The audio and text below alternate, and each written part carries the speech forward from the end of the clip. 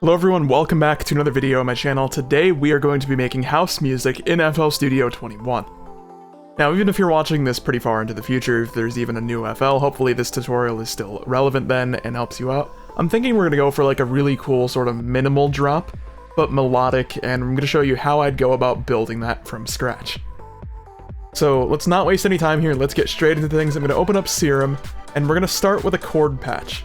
Now I have an idea for how I want this to sound, but before we do any sound design, we're just going to get the notes down. So I'm thinking I'm going to build a progression sort of like this.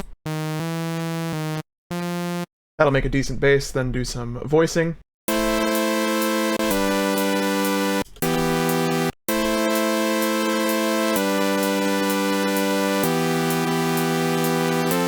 Very simple progression, but something like that. Now we're going to do some sound design because this is going to be the intro, and we want this to work in a way. I think this is going to be a slightly higher attack, so it like sort of fades in a way, but with a filter.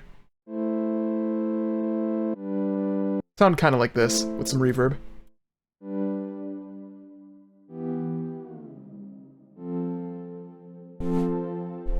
We're going to compress that a bit, so it's a little bigger in the mix. Maybe throw some chorus on there. And some EQ, just to clean up the low end a bit. It's a little overbearing over here. So as I say, this is like an intro pad in a way. We're just going to put that down. But now we sort of want to foreshadow a lead line, so that way when the drop happens in a bit, you know what to expect. That's sort of my mindset going into the songwriting process. You want to foreshadow like the big point of your track, so in this instance the drop, as early as you can. So we'll probably have like a really lo-fi sort of synth playing that lead line over these chords at the beginning. And then on the second repetition we could bring in, say, the bass line, and open things up, and then go into a drop where it's basically this section, but bigger. So we're going to create a new instance of Serum. I'm just going to throw on a sine wave for now, and we're going to draw in a lead line.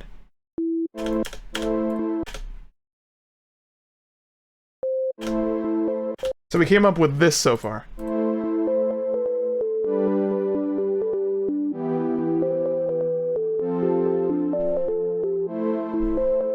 And I think this will turn into something pretty cool. So what I'm going to do, I think I'll actually kind of go for a sine wave in terms of the lead here. But of course we want to tweak it a bit so it's not so simple. Maybe up the sync a bit like this.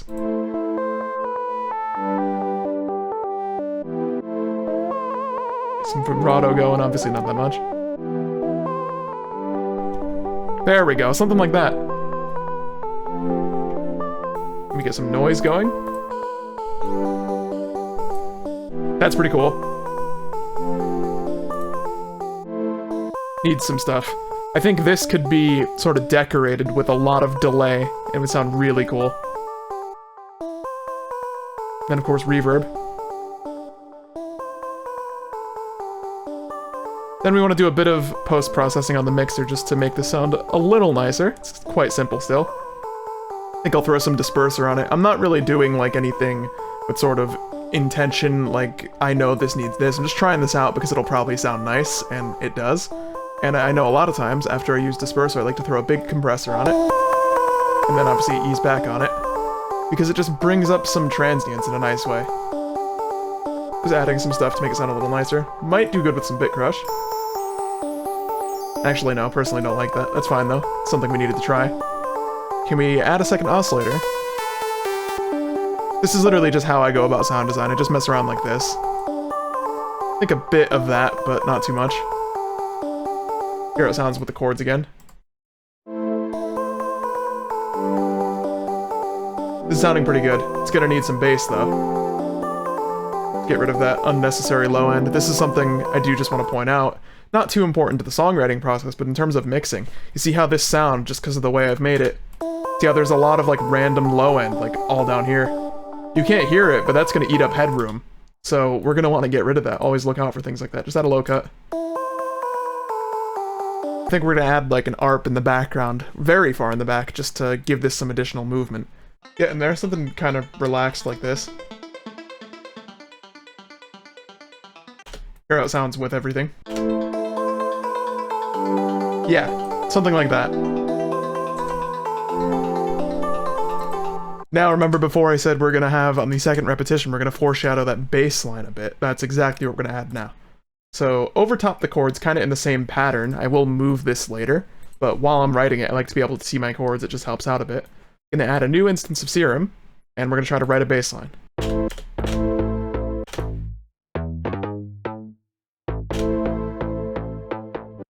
Something like that, and we're just going to follow, maybe make a nice little rhythm for the rest of this.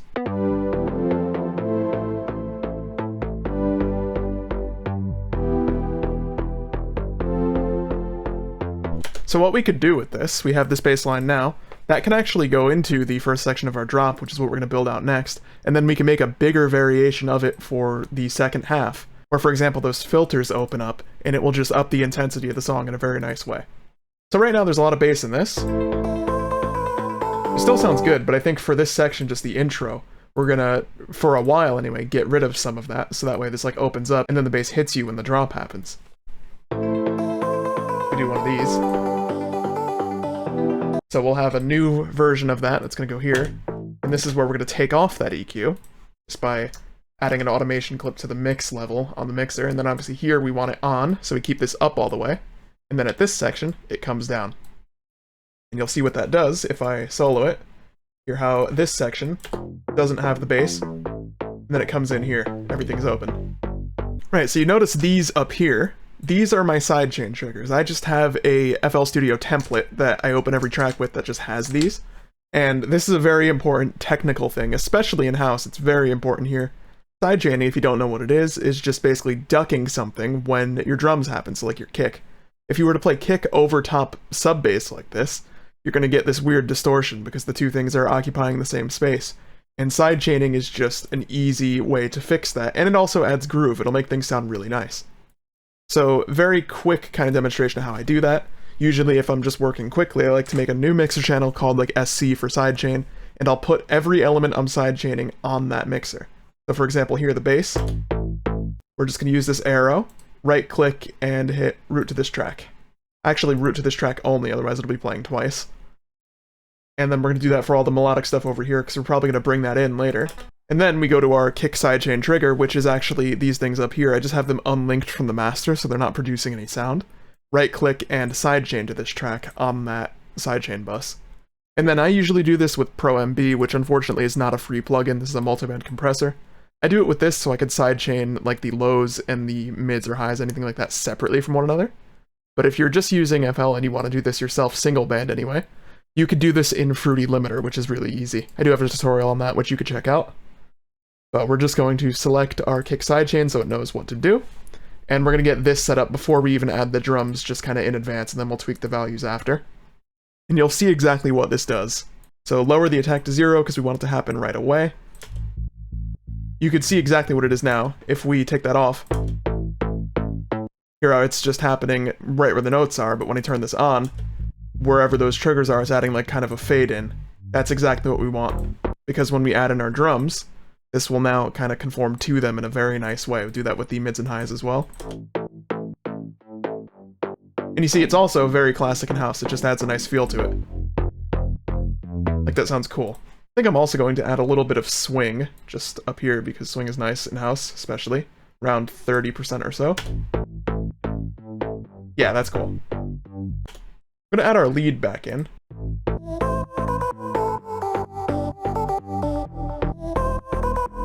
So we're starting to get a feel for what our drop's going to sound like. Obviously we need the drums now, and I'm going to go ahead and add in some of that just because I don't want this video to go on too long without actually having drums, because that's a pretty important part here. We got a kick, and honestly, to demonstrate what the sidechain is doing, I'll play it with and then without. Now take it off. Hero, especially when that kick hits, everything's distorting now. That's why you want to sidechain. And then of course we could go and look at the values to make things really fit. Like for example, I know this is a little too technical for this video, but I'm going to do it anyway just because it's pretty important. If we throw up an oscilloscope, we could see the relationship between how long our kick is versus when our bass comes back in. And we can kind of glue it in so we don't lose any bass, which is really nice. We'll just look at this. I'm actually going to set this to loop. So to be honest, our kick is a little long. We're going to change that a bit.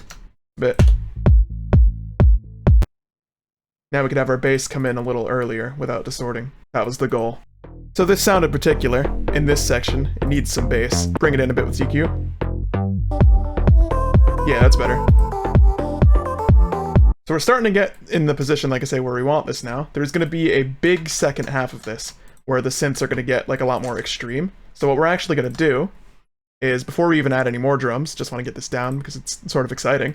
I'm going to make that bass unique, so we have a new version of it. I'm actually going to clone the patch as a whole and move it over, so we can make some changes without it affecting that first one. So say, for example, we wanted to up this filter. See, that's already a lot more intense if we compare it here. That's pretty cool.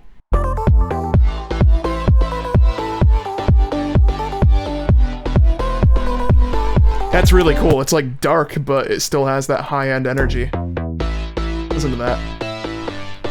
And then, of course, the synth itself is going to have to be changed as well to sort of fit that in a nice way. So same thing, we're going to make it unique. And this is a good way to get variation in your tracks. Just do this because you could alter the patches you already have, and it just becomes fresh to the listener. So we're going to do the same thing, maybe just make some changes here, see what we can come up with. Literally, just move that up a bit, it already sounds cool. How about here? Yeah, it likes that. See how that sounds in context?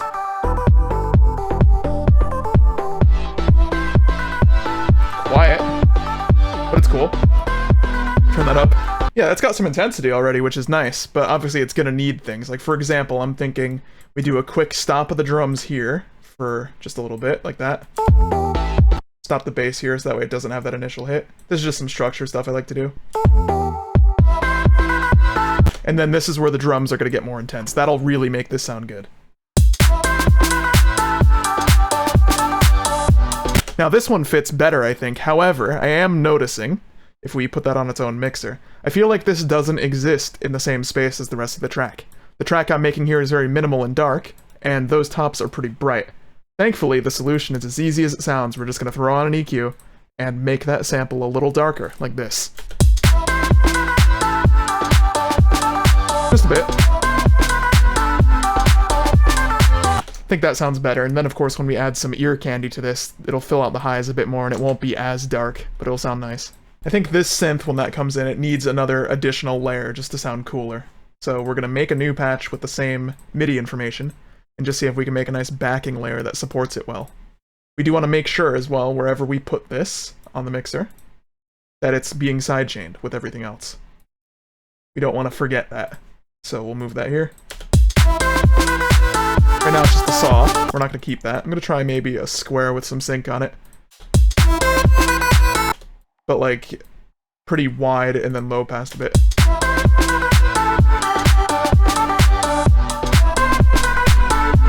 Maybe we could get away with a harmony on that, but I'm not sure. We're gonna try it out.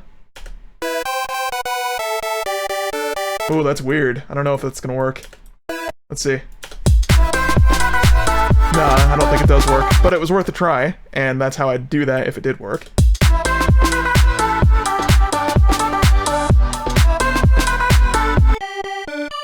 That's sounding pretty good, but we gotta process it so that way it fits in the same space as everything else, because that's very dry still.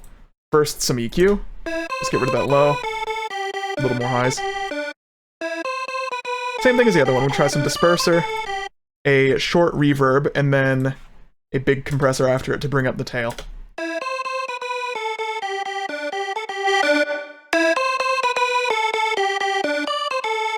Also some delay to really give it some space.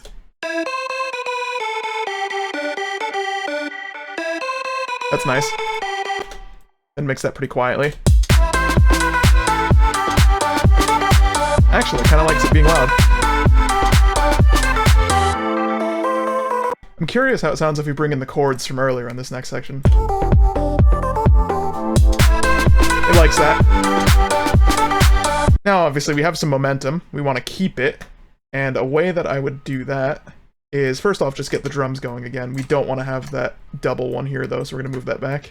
Bring our chords, have our bass doing the same thing again. But I think we're going to move the melody to do a low octave support.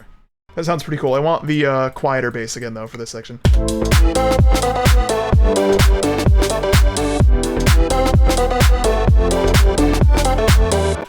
Louder again, just for consistency, otherwise that would be a weird spot to sort of end that section. You'll see what I mean. So do this. There's just some organization.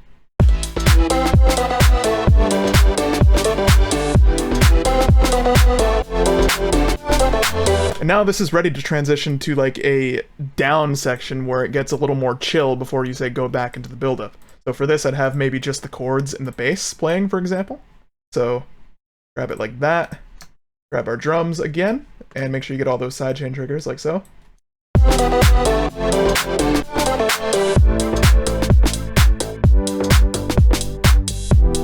That's pretty good so far, but we are going to need some ear candy, because right now this is very minimal, and though that's what we're going for, we want to still make this sound pretty good, so we'll get into that next. So getting started with some ear candy stuff, I think I'm going to get some piano that kind of goes in the background and sounds nice. I've got my keyboard in over here, so we're just going to go ahead and play this over the chords and see if we come up with something good. Try to keep it pretty realistic, and then obviously, you know, correct mistakes, some positioning a little bit, but for the most part try to record it in and make it sound nice.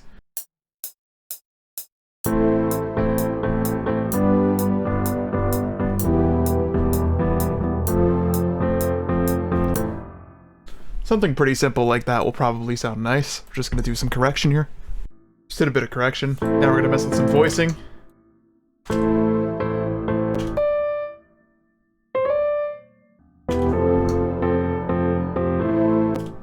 Something like that in the background might sound really good. We've already got that pointed towards our sidechain, so we're just going to add that in when things get a little bigger, like over here, for example.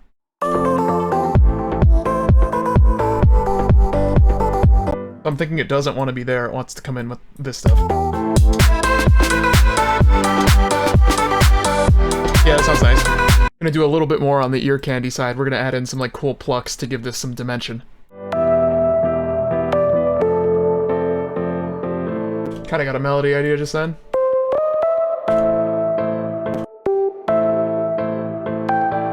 Something like this, maybe.